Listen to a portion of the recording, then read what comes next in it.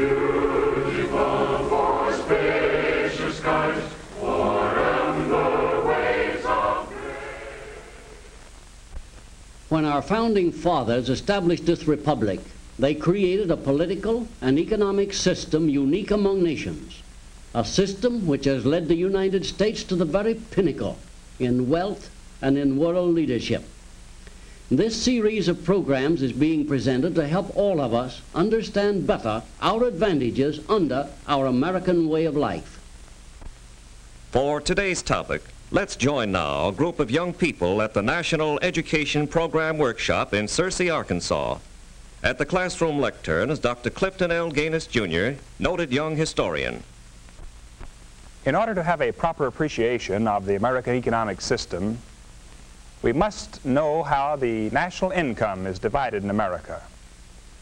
In other words, we must examine the distribution of the great wealth produced through the operation of American capitalism.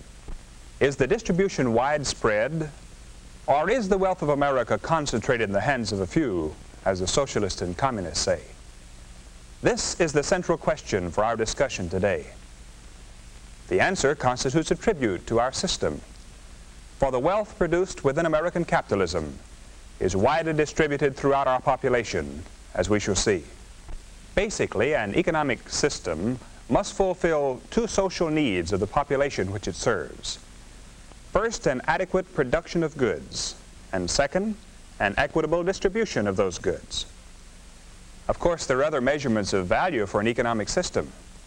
And in our previous classroom sessions, we have seen how well our own system measures up, how it provides a high degree of economic freedom and great incentives for personal achievement, thus bringing about national progress.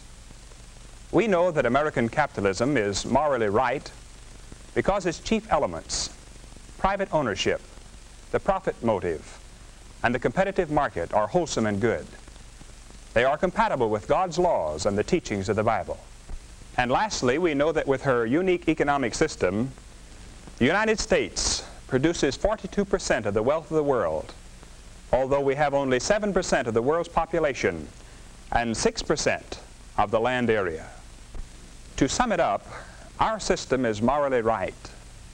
It provides economic freedom and great incentives for development, and its production of goods is unmatched in all human history. This brings us to the central question, the question of distribution. Are these economic benefits under American capitalism being extended to American wage or salary earners? Or would this big segment of the population be better off under socialism or communism?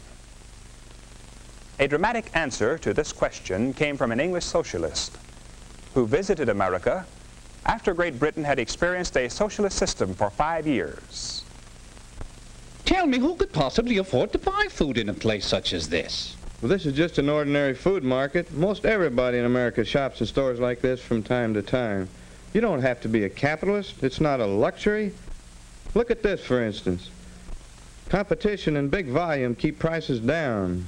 I say, begging your pardon, sir, are you a capitalist? What'd you say? What I mean is, what is your work? I'm a railroad engineer. Utterly impossible.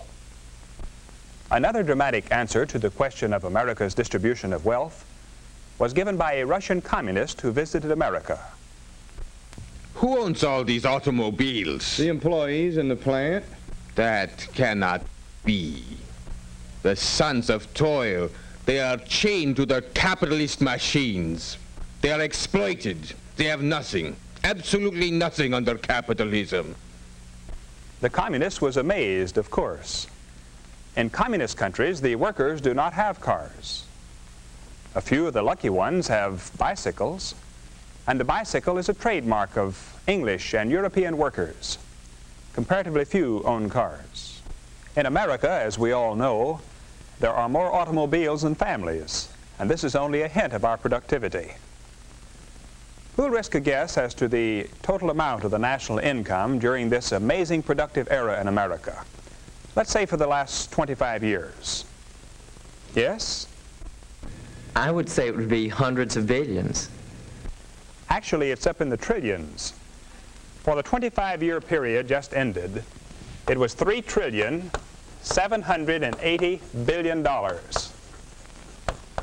You get writer's cramp with a figure like that. You may be wondering, who got all this money? To see how this wealth was distributed, let's look at this graph. This represents the total national income. To the employees of America, the wage earners and salaried people, went the biggest amount, 65%. The self-employed, professional people and small business operators got the next share, 9.5%. The farmers and dairymen who supplied food markets and our processing plants with the raw foodstuffs received 6.5%.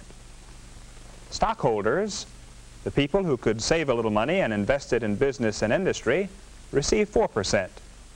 And you will remember that this amount was widely diffused, since there are 18 million stockholders in America today. Their investments of their savings have built new factories, provided new machines and other equipment to make new jobs in industry. The corporations themselves receive 7.5% before payment of taxes. After taxes, they retained only 3.1% of the national income. The people who had property for rent received 4%. And lastly, the bondholders, who provided the cash for new schools, new paving, home loans, and so forth, received 3.5%. Now let's examine the distribution of wealth in another way. Let's examine the income by families. In the most recent year for which we have statistics, there were approximately 50 million families in the United States. They received an income of approximately $272 billion before taxes.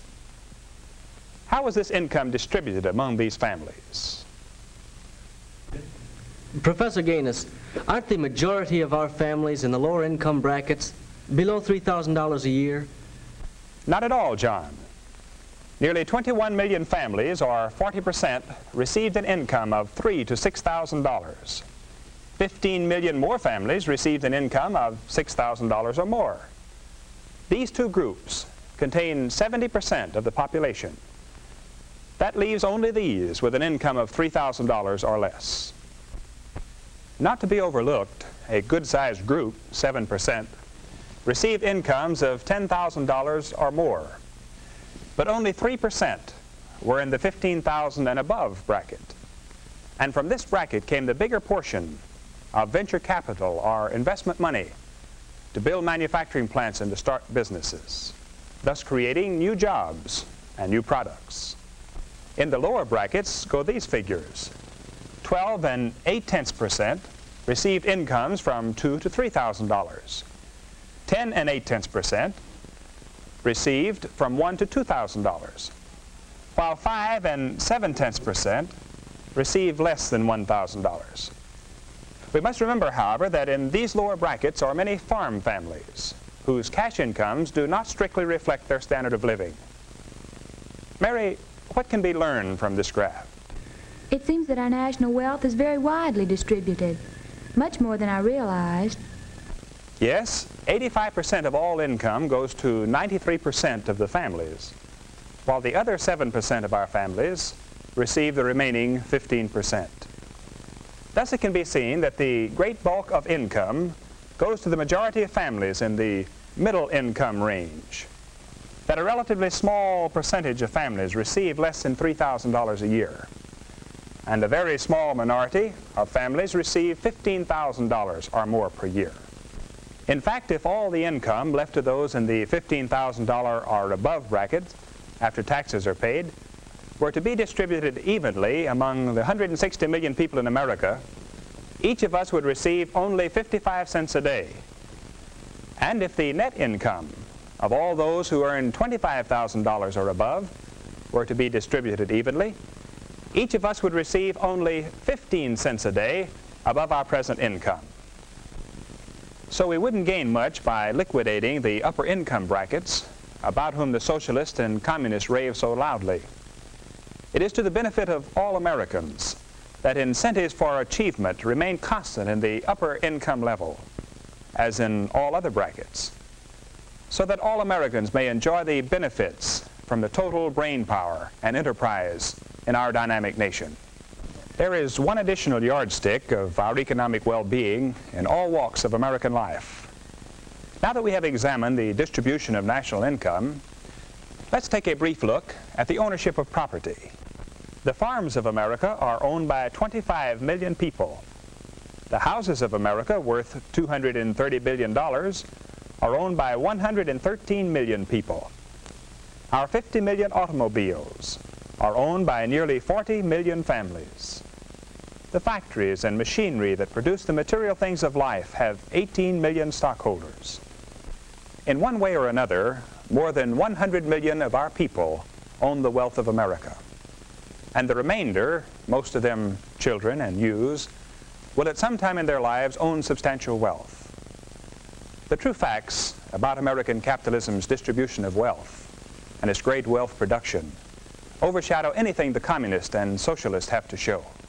The truth about the distribution of wealth under American capitalism makes Karl Marx the world's worst prophet. Marx, the socialist founder of communism, prophesied that under capitalism, wealth would be concentrated in the hands of fewer and fewer, while the great majority of people would suffer increasing poverty. The fact is that American capitalism has set a new standard for human welfare. And if we keep its basic principles strong and vigorous in the years ahead, the opportunity of every American for a still better living standard will certainly be enhanced. And perhaps even the disciples of socialism and communism will come out of their shadowy pipe dreams and join us in our march of human progress. At our next session, we will discuss the spirit of enterprise. Until then, class dismissed. The American Adventure Series is a production of the National Education Program, Searcy, Arkansas. Dr. George S. Benson, director. Dr. Clifton L. Ganus, Jr. was our instructor. This is a continuing series based on the unique political and economic system which has made America great. Watch for the next presentation of The American Adventure.